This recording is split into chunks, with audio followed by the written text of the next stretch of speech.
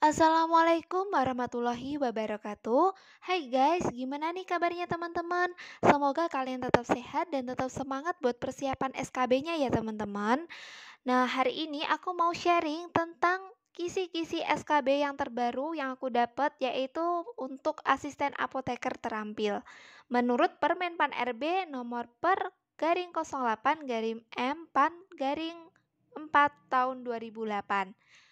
Nah, selanjutnya kita akan mempelajari tentang harga jual apotik, di mana harga jual apotik adalah harga jual obat yang akan ditawarkan dari apotik kepada konsumen. Sedangkan untuk harga neto adalah harga awal atau bisa disebut dengan modal yang dikeluarkan oleh apotik untuk membeli obat dari produsen atau distributor. Nah, kemudian untuk profit atau margin, keuntungan adalah besar keuntungan yang diinginkan. Hal ini bisa ditentukan oleh kita sendiri, bisa sebesar 25%, 30% tergantung kita inginnya berapa teman-teman. PPN merupakan kebijakan dari pemerintah untuk semua barang yang beredar dari produsen ke distributor harus ditambahkan nilainya. Pajak yang tercantum atau digunakan biasanya ditentukan sebesar 10%. Nah, untuk menghitung rumus harga jual apotik yaitu harga jual apotik sama dengan HNA atau harga neto apotik ditambah PPN ditambah profit atau margin, di mana keterangannya HJA adalah harga jual apotik, HNA adalah harga neto apotik, PPN adalah pajak pertambahan nilai, dan profit adalah jumlah keuntungan yang akan diambil. Nah, untuk lebih jelasnya, kita akan belajar contoh kasus, yaitu di mana PBF Ensefal membawa obat dari gudang PBF ke apotik, di mana PBF Ensefal mengirim lansoprazol sebanyak 10 box dengan harga 60.000 per box, di mana satu boxnya berisi 100 tablet, di mana ini belum PPN dan profit yang akan diambil oleh apotek adalah sebesar 20%. Berapa total harga jual yang harus diberikan apotek? Di sini diketahui jika HNA lansoprazol yaitu 60.000 per box. Kemudian untuk mengetahui satu tabletnya berarti dibagi jumlah 100, jadi harganya yaitu 600 per tablet. Kemudian profit yang diinginkan adalah 20%. Yang ditanyakan adalah harga jual apotik. Nah, untuk menjawab ini kita bisa menggunakan rumus yang tadi, di mana harga jual apotik sama dengan HNA plus PPN plus profit atau keuntungan. Nah, di sini harga neto apotik yaitu Rp600, kemudian ditambah dengan PPN sebesar 10%, lalu ditambah dengan profit sebesar 20%. Nah, tinggal kita substitusikan nih teman-teman. Nah, kemudian ditetapkan hasilnya yaitu sebesar 792 per tablet harganya.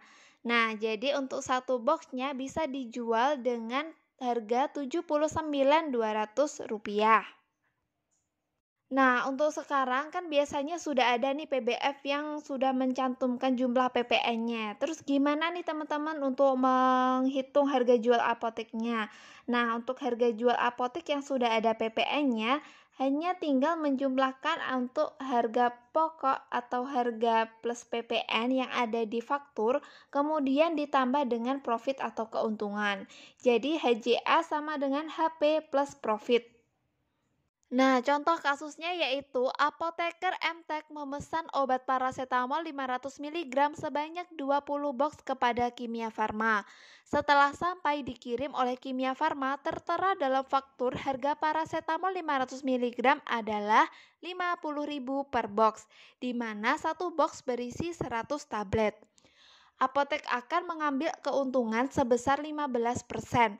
Berapa total harga paracetamol yang akan dijual apotek? Nah, diketahui untuk harga neto apotek yaitu 50.000 per box. Untuk satu tabletnya berarti Rp500. Kemudian profit yang diinginkan yaitu 15%. Kemudian yang ditanyakan adalah harga jual apotek.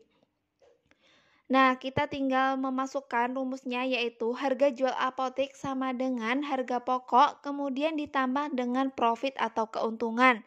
Jadi, 500 ditambah 15%, di mana diketahui hasilnya yaitu untuk satu tabletnya harganya Rp575. Nah, kemudian untuk satu boxnya berarti harganya Rp57.500. Nah, kemudian ini ada contoh kasus lagi nih teman-teman, yaitu Apotek Ilmu membeli obat vitamin B kepada PBF Indah Permata sebanyak 15 box. Diketahui vitamin B dari PBF Indah Permata adalah 33.000 per box, di mana satu box berisi 100 tablet. Belum termasuk PPN.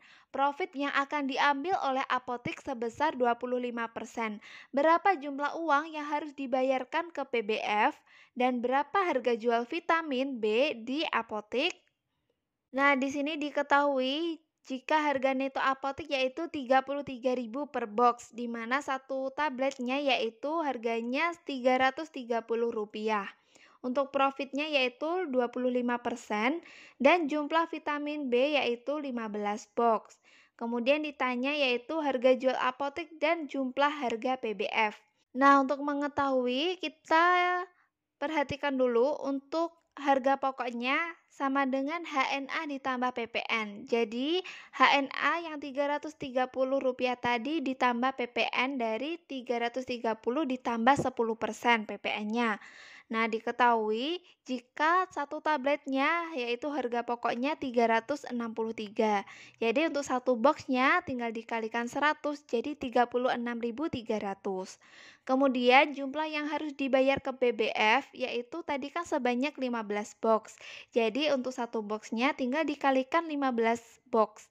Didapatkan sebesar Rp544.500 yang harus dibayarkan ke PBF. Nah, selanjutnya untuk menghitung harga jual apotek dengan menggunakan rumus HJA sama dengan harga pokok ditambah profit. Tadi sudah diketahui ya teman-teman jika harga pokoknya 363 per tabletnya. Kemudian ditambah dengan profit atau keuntungan yang diinginkan yaitu 25%. Kemudian tinggal dihitung lalu diketahui untuk hasil akhirnya yaitu per tabletnya adalah Rp453,75. Kemudian dikalikan untuk satu boxnya yang berisi 100. Jadi diketahui hasilnya satu box harga jual apoteknya yaitu Rp45.375. Gitu teman-teman. Nah, jadi setelah kita mempelajari tentang harga jual apotek, maka untuk mengerjakan harga jual resep baik racikan maupun racikan tinggal menyesuaikan dari resep tersebut ya teman-teman. Jadi kalian harus mengembangkan materi ini sendiri ya. Semangat terus! Nah, selanjutnya kita akan membahas tentang pengiriman obat dan alat kesehatan khusus ya teman-teman, di mana pengiriman obat dan alat kesehatan harus dipastikan memenuhi standar distribusi obat yang baik, yang berlaku untuk memastikan kualitas obat maupun alat kesehatan tetap terjamin. Pengiriman obat ataupun alat kesehatan harus dilengkapi dengan dokumen pengiriman yang memadai sehingga dapat ditelusuri apabila terjadi penyimpangan selama proses pengiriman. Proses pengiriman sendiri terdiri dari dua, yaitu kiriman kepada industri farmasi maupun kiriman kepada pelanggan. Di mana di sini yang dimaksud pelanggan yaitu bisa saja ke apotek, rumah sakit, dan lain sebagainya. Nah, setelah melalui proses pengiriman, selanjutnya obat sudah sampai kepada tempat pengiriman. Kemudian dicek antara kesesuaian dari yang pertama, pengecekan jumlah fisik barang dengan dokumen. Jadi disesuaikan antara barang yang datang dengan surat pesanan yang dibuat. Kemudian, mengecek jenis pengiriman produk bersuhu dingin atau reguler. Nah, jadi untuk suhu dingin di mana produk sebaiknya tersimpan dari suhu 2-8 derajat agar tetap dalam batas suhu yang tetap selama di perjalanan hingga sampai di tempat pengiriman. Jadi untuk memastikan kondisinya dan kestabilan kandungan yang ada di dalamnya. Pengecekan jenis pengiriman produk bersuhu dingin atau reguler, pengemasan barang, dan kemasan. Selanjutnya yaitu pengecekan tujuan pengiriman apakah sudah sesuai dengan pelanggan atau belum. Kemudian yang terakhir yaitu jika barang dan dokumen tidak sesuai, maka bisa diretur ya teman-teman. Dan di sini harus sudah ada kesepakatan antara pemesan dan yang mengirim barang. Untuk mencegah kemungkinan hal-hal yang tidak diinginkan pada saat pengiriman, sebaiknya yang pertama dilengkapi dengan kontainer atau box kendaraan harus mempunyai kunci ganda. Yang kedua, tidak bocor atau tidak rusak. Yang ketiga, pembatasan akses supaya dilakukan untuk mencegah orang yang tidak berkepentingan untuk masuk atau dapat merusak kendaraan. Yang keempat, mempunyai dokumen yang lengkap mengenai produk yang ada di dalam kendaraan. Yang kelima, pengendara atau kendara mempunyai surat izin yang lengkap dan tercatat. Pengiriman produk harus dilakukan dengan kendaraan yang tertutup untuk mencegah terjadinya pencemaran dari luar. Produk rantai dingin adalah produk yang sensitif terhadap temperatur sehingga penyimpanan dan pengirimannya memerlukan kontrol temperatur yang tak terputus mulai dari pabrik sampai distribusi ke pengguna akhir. Hal ini harus dilakukan guna menghindari resiko penurunan khasiat dan keamanannya. Produk rantai dingin harus dikendalikan temperaturnya dalam penyimpanan dan pengiriman sampai ke tangan pengguna untuk menghindari resiko yang tidak diinginkan, mulai dari penurunan efikasi, keamanan, bahkan dapat berakibat fatal. Contoh produk rantai dingin antara lain seperti vaksin, antisera, beberapa diagnostik, dan lain sebagainya. Surat pesanan reguler atau biasa terdiri dari dua rangkap. Rangkap yang pertama digunakan untuk pedagang besar farmasi atau PBF dan rangkap yang kedua berwarna merah muda untuk arsip apotek. Surat pesanan psikotropika terdiri dari dua rangkap. Rangkap yang pertama berwarna putih untuk pedagang besar farmasi dan rangkap kedua berwarna merah muda untuk arsip apotek. Sedangkan surat pesanan narkotika hanya bisa diperoleh dari Kimia Farma. Kemudian surat pesanan narkotika terdiri dari 4 rangkap dengan warna yang berbeda, yaitu warna putih untuk PBF Kimia Farma, warna biru untuk BPOM, warna merah muda untuk Dinkes kota atau kabupaten, dan warna kuning untuk arsip apotek. Nah, buat teman-teman yang lagi nyari materi-materi fullnya, aku sudah bikin channel private di Telegram. Kalian bisa search Puri Prastiani atau aku cantumin di link description box ya teman-teman. Kalian bisa cari sendiri, dimana di situ ada kumpulan materi-materi.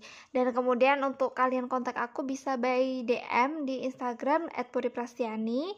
Dan jangan lupa buat komen di bawah ya teman-teman apa aja yang perlu kita bahas selanjutnya. Terima kasih, jangan lupa like, komen, dan subscribe ya. Wassalamualaikum warahmatullahi wabarakatuh.